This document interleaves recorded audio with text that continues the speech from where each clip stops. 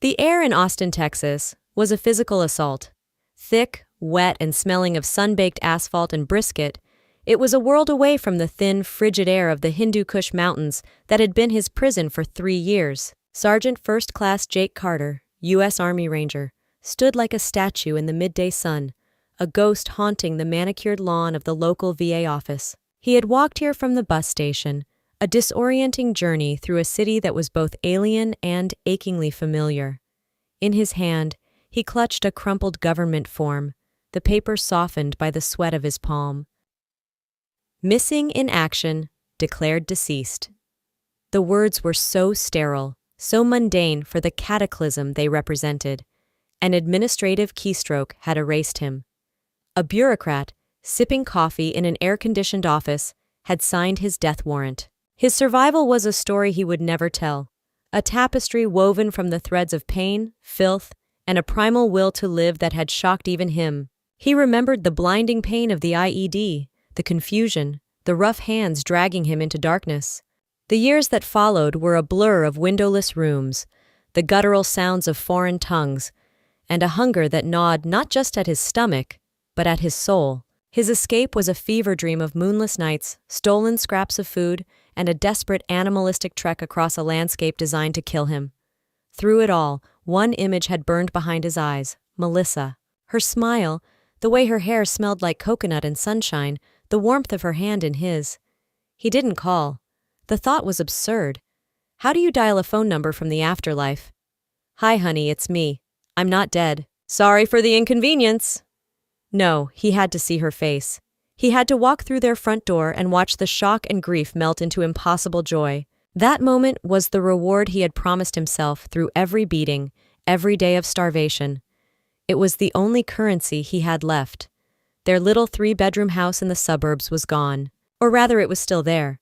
But a new family name, the Hendersons, was stenciled on the mailbox. A cheerful, portly man watering his prize-winning petunias remembered Melissa. "Oh, poor thing. Melissa Carter." "Such a tragedy," the man said, his face a mask of practiced sympathy. "She was devastated, absolutely shattered. Her husband was a real hero. She sold the place about 2 years ago, said she couldn't bear the memories. Chad, her husband's best friend, helped her with everything. A real stand-up guy, that Chad. Took care of her when she was a wreck." A wreck. The words hung in the humid air. Jake's only remaining lifeline was Chad, his brother in all but blood, the man he'd asked to be his best man and the executor of his will, the one person he'd trusted to look after Melissa if the worst happened. Jake found his number easily online. Chad Morris, Austin's premier luxury realtor.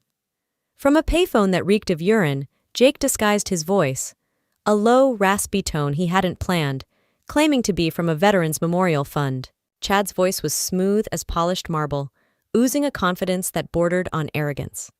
"A memorial for Jake? That's a nice thought. But we're trying to look forward now.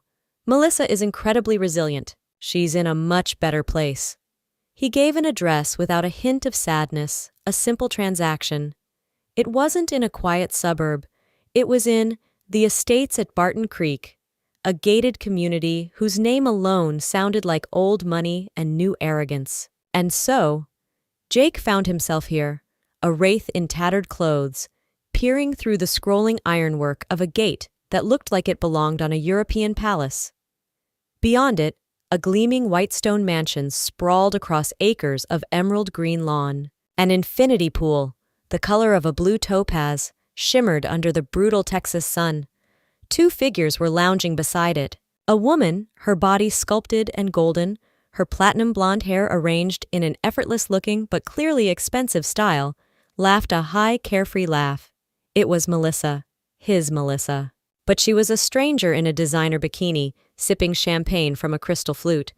And beside her, applying oil to her slender back, was Chad. His face was fuller now, softened by success, a smug, proprietary grin plastered on it. He leaned in and pressed a kiss to her bare shoulder. She tilted her head back, her laughter echoing across the perfectly manicured grounds. That laugh, the one that had once been the soundtrack to Jake's life, was now a desecration. In that single sun-drenched moment, the man Jake Carter had been, the loving husband, the hopeful survivor, died a second, more final death.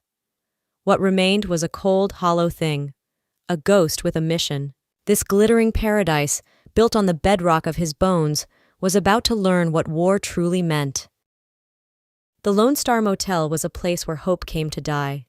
The neon sign outside Jake's window flickered erratically, buzzing like a wounded insect and bathing the room in a pulsating, sickly green light. He sat on the edge of the mattress, its springs groaning in protest, and stared at the dark screen of the television. The man reflected there was a haunting caricature of his former self. His face was a gaunt mask, all sharp angles and hollows, with a latticework of pale scars tracing a map of his ordeal across one cheek. His eyes, once bright with humor, were now flat and empty, drained of all light. He had lost 40 pounds of army-grade muscle, leaving behind a body of wiry, hardened sinew, coiled and tense. He was unrecognizable. He was a weapon stripped down to its most essential lethal components.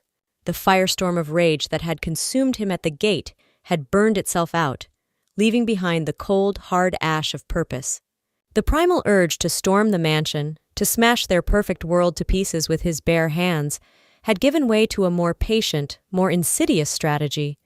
A direct confrontation would be their stage. They would paint him as a deranged, war-traumatized veteran. Their money would buy them lawyers, publicists, and sympathy. He could already hear Chad's smooth voice on the news. "We're just trying to support a man who has clearly been through an unimaginable trauma." No, that was not justice. He had seen their casual intimacy, their shared laughter. This was no tender romance born of mutual grief. This was a coup, a premeditated theft of his life. His mind, sharpened by years of survival tactics, began to work, assembling a plan from the wreckage of his emotions. He needed to get inside. He needed to breathe their air, walk their halls, become a part of their landscape. He needed to be a fly on their marble walls, absorbing their secrets, their private confessions, their unguarded moments of avarice. Revenge wasn't a sledgehammer. It was a poison, a slow-acting agent that he would introduce into their system, letting it fester and corrupt until their entire, gilded world rotted from the inside out. He needed to make them tear each other apart before he delivered the final blow. As the first hints of dawn stained the hazy Austin sky, he found his key. Tacked to a community bulletin board at a 24-hour diner was a simple, printed flyer. Hiring? Groundskeeper handyman for large private estate in Barton Creek. Must be reliable, hardworking, and discreet. Live-in quarters provided. Serious inquiries only. Inquire at 17 Sterling Creek Drive. It was their address. It was a flag planted by fate on the battlefield of his choosing. He would shave his head, but let the wild beard remain, a mask of hardship. He would adopt a new identity, Clay, a name like dirt, unremarkable, solid. Clay, the silent handyman, the human shadow, would be the serpent they willingly invited into their synthetic Eden. He would tend their garden, and while he did, he would plant the seeds of their destruction.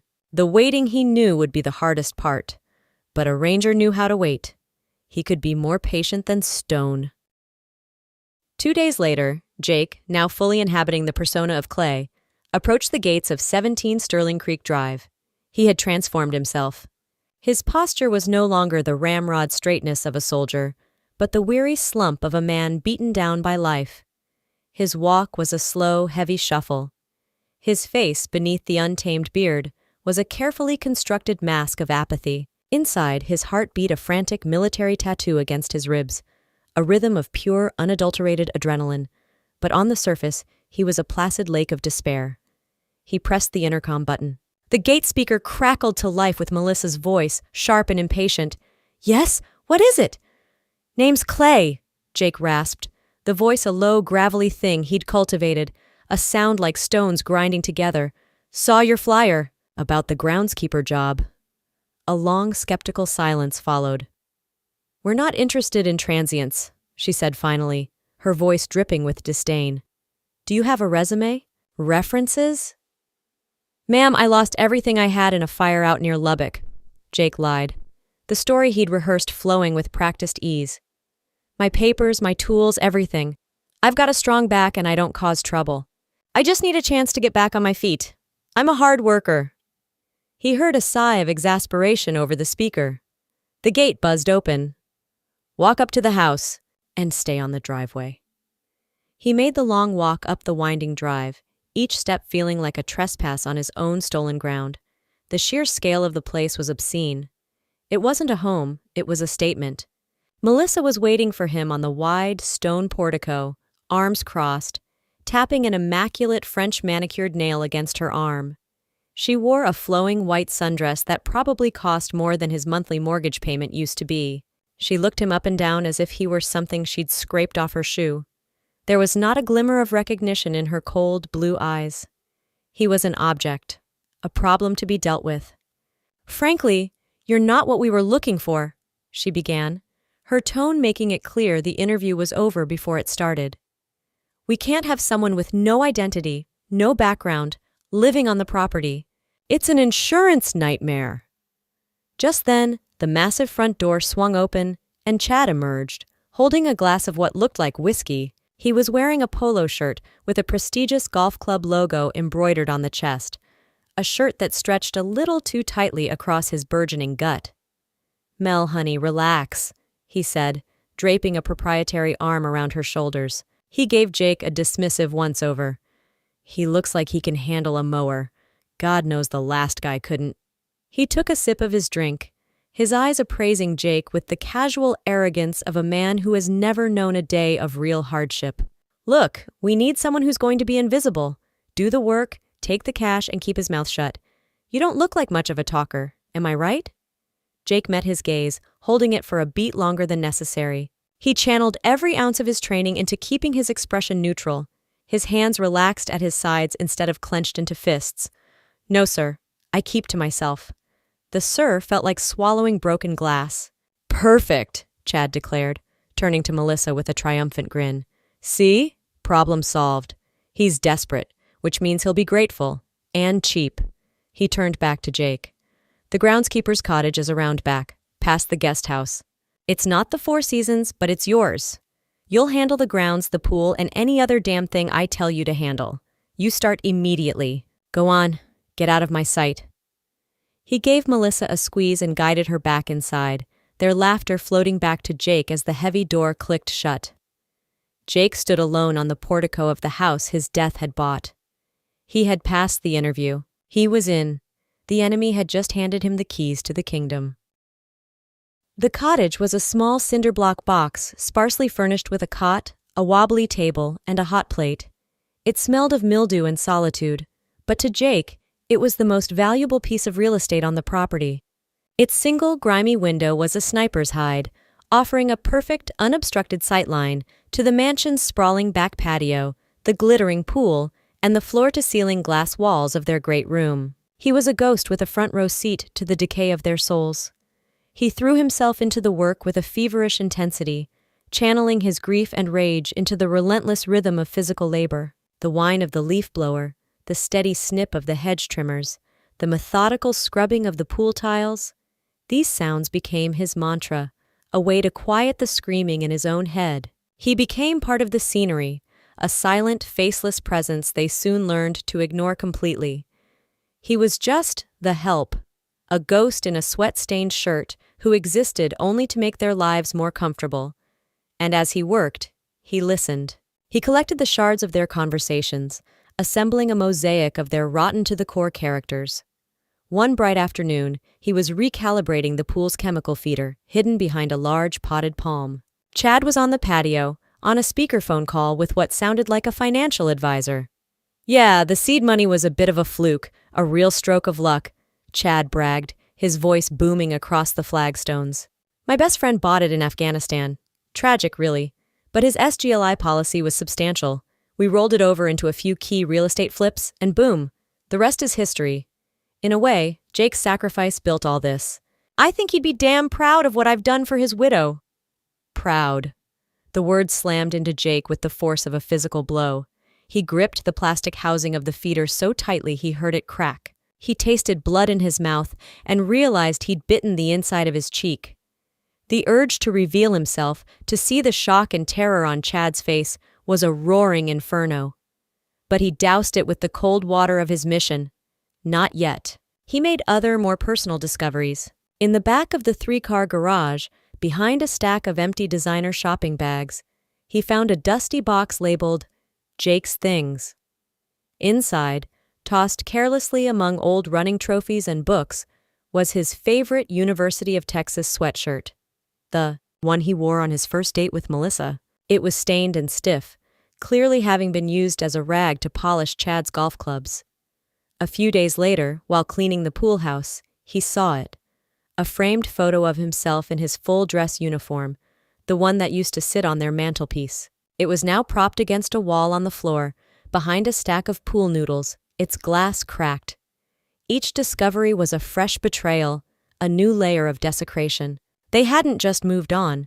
They had actively, systematically, and disrespectfully erased him. They were dancing on his grave, and he was the one tending the lawn. He worked, he watched, and he let the hatred crystallize inside him, becoming as hard and sharp as a diamond. The oppressive Texas heat had settled over the estate like a wet blanket, warping the air into shimmering waves above the asphalt. Jake was on his hands and knees, engaged in the Sisyphean task of weeding a vast bed of imported, immaculate white roses. The work was mindless, repetitive, and it allowed his thoughts to drift. He found himself whistling, a low, unconscious tune to pass the time. It was a Springsteen song, I'm on Fire.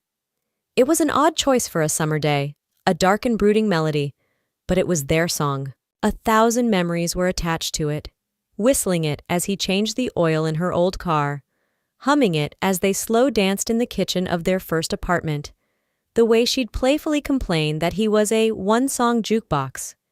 It was a piece of the life they had built, a thread in the fabric of their shared history. Melissa swept onto the patio, dressed in an elegant silk pantsuit, speaking animatedly into her phone. No, I was very clear. The lighting fixtures must be champagne bronze, not polished brass. It's an entirely different aesthetic. Have them sent back. She paused, taking a sip from a tall glass of sparkling water, and then she heard it. The whistled notes, faint but clear, drifted across the manicured lawn. She stopped dead. Her entire body went rigid. The phone slowly lowered from her ear.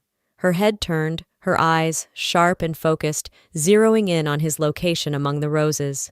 Where did you hear that song?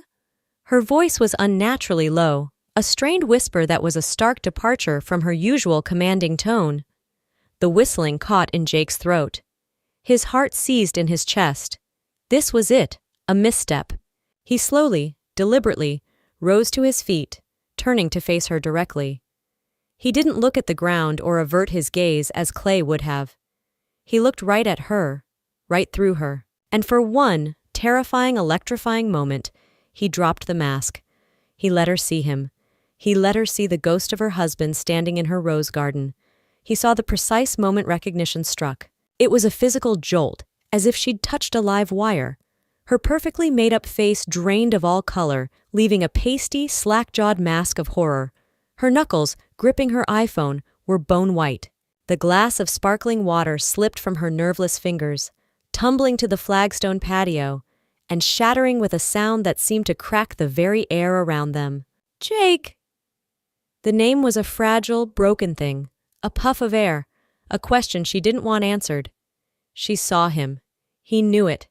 In her eyes, he saw a decade of their life flash by, followed by the dawning, soul-crushing terror of her guilt. But it lasted only for a second. The human mind's capacity for self-preservation is a powerful thing. The truth was an apocalypse she could not afford. The mansion, the money, the man waiting inside, that was her reality now. To acknowledge the ghost in the garden was to acknowledge herself as a villain, a liar, a thief. It was a truth too monstrous to accept. She blinked, and a steel shutter slammed down over her eyes. The terror was gone, replaced by a cold, defensive fury. "I don't know what you're staring at," she snapped, her voice brittle and harsh. "It's just some stupid old song I must have heard somewhere. Now clean up this mess." She pointed a trembling finger at the shattered glass. "And I don't pay you to stand around daydreaming. Get back to work." Without another glance, she spun on her heel and retreated into the cool, dark safety of the mansion. Jake stood frozen among the roses, the scent of them suddenly cloying and funereal. She had seen him. She had known him, and she had chosen the lie. She had looked her resurrected husband in the eye and chosen to bury him all over again. In that moment, he knew his mission wasn't just about justice anymore. It was about annihilation. In the weeks that followed, the mansion transformed into a bustling command center. An army of florists, caterers, lighting technicians, and event planners swarmed the property, all taking their marching orders from General Melissa. She was orchestrating what they had bombastically named the first annual Sterling Creek Gala for Veterans Support.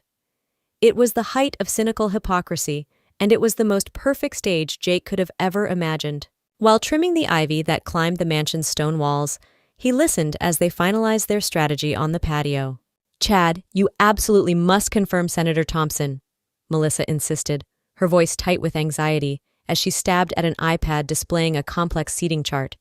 "His attendance gives us legitimacy. It tells everyone in Austin that we are not just rich, we are important."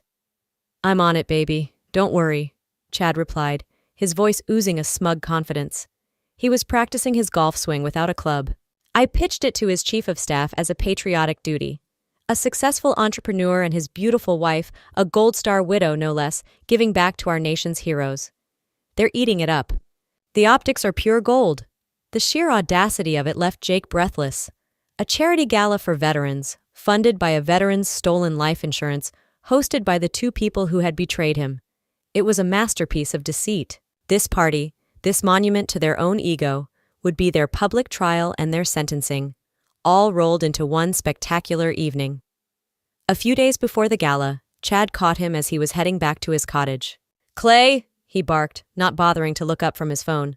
"Saturday is the big night. Black tie. We'll have over 100 guests. I need you out front handling valet. You'll direct traffic, keep things moving. And for God's sake, make yourself presentable." He finally looked at Jake, his eyes filled with disdain. "You can't look like you just crawled out from under a bridge. It reflects poorly on me." He reached into his alligator skin wallet, pulled out a crisp $100 bill, and held it out between two fingers. "Go to Kohl's or something. Buy a clean black shirt, some decent pants, and shave that goddamn beard. You're scaring the neighbors' kids." Jake stared at the bill, the insult hanging in the air between them. He slowly reached out and took it, his face a carefully blank canvas. The humiliation was a fuel, burning clean and hot.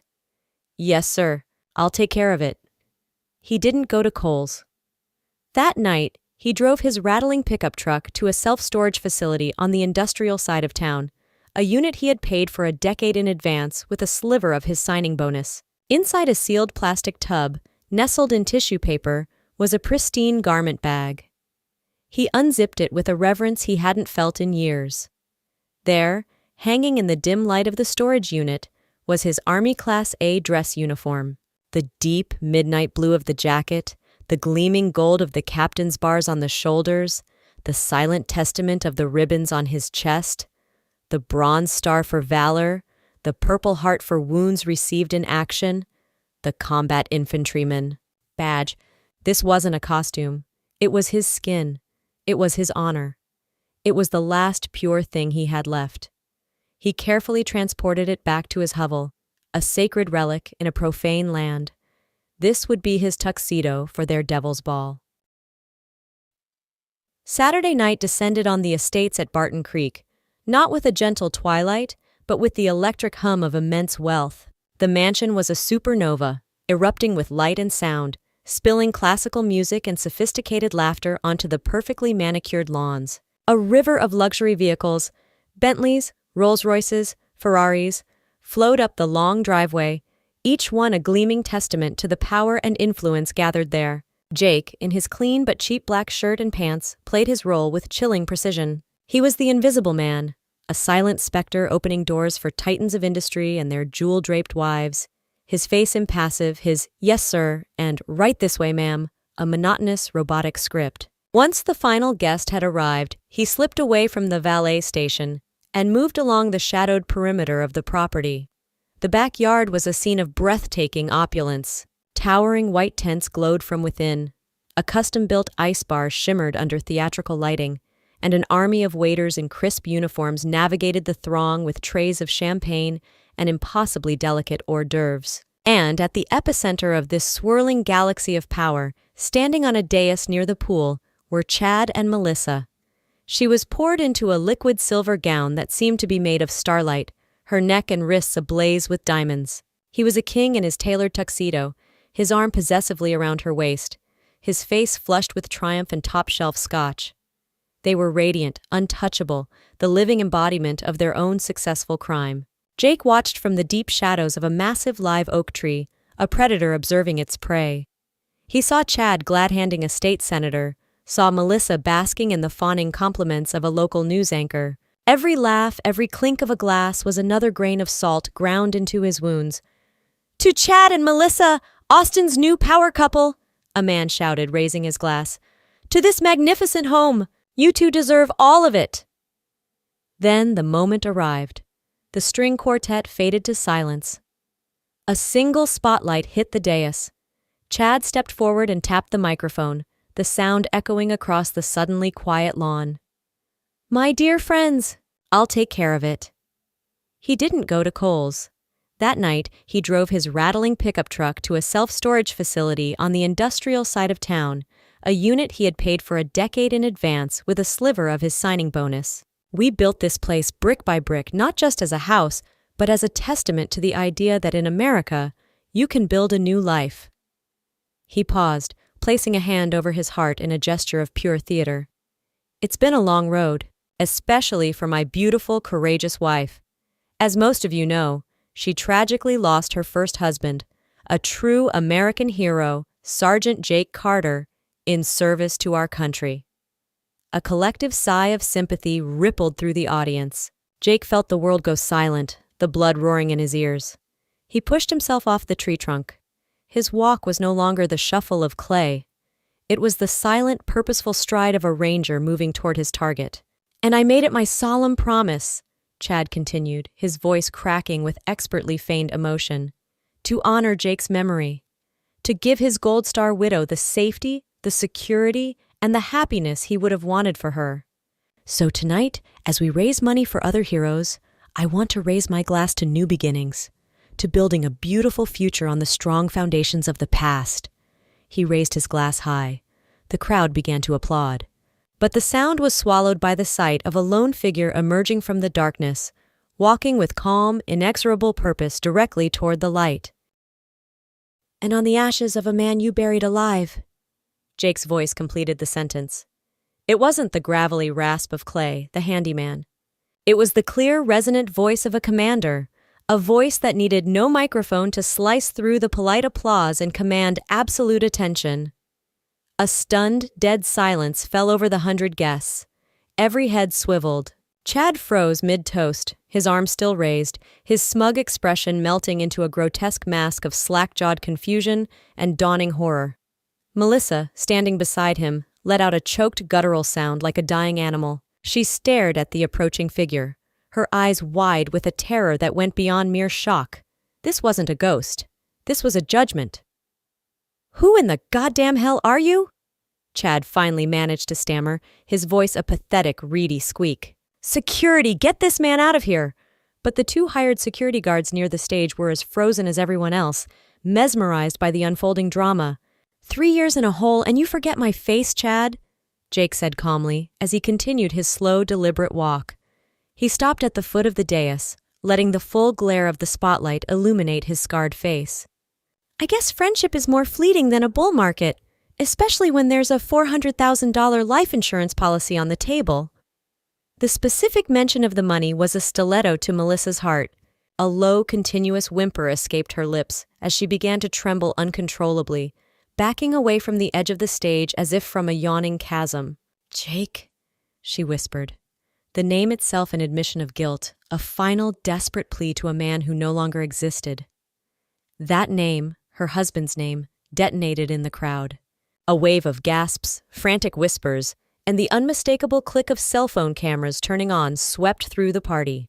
The state senator, who had been laughing with Chad moments before, took 2 discreet steps back, creating a visible zone of quarantine around his disgraced host. "Yes, Jake Carter," he said, his eyes scanning the sea of horrified, fascinated faces before locking back onto Chad. "My death, it seems, was a lucrative business opportunity. You did well, Chad. You built all this!" He gestured around at the opulent scene. "You even started a veterans charity. How noble!" "This is a lie. He's an imposter. He's sick. He's clearly suffering from PTSD," Chad shouted, his voice cracking as he desperately searched for a narrative that could save him. "Am I?" Jake's movements were fluid, unhurried. He reached for the buttons of his black work shirt.